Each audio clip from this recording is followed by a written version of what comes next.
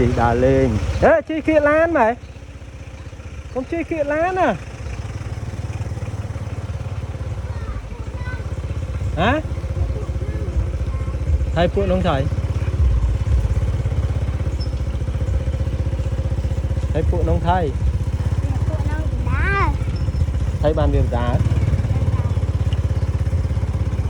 Đá lên vô vô. Có mau vô vô bế rồi chạp tự tiêu hết nhỉ.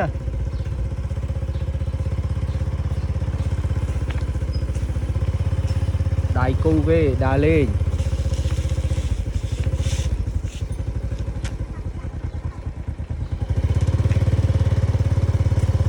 Tớ đó nó đúng. Để tập thật tập ra này. Chị chui văn đi đây mà nhỉ.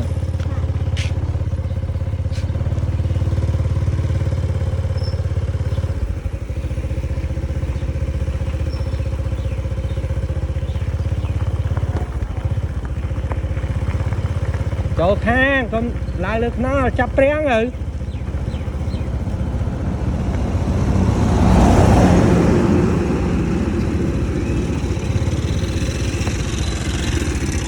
Đấy trên khoai à?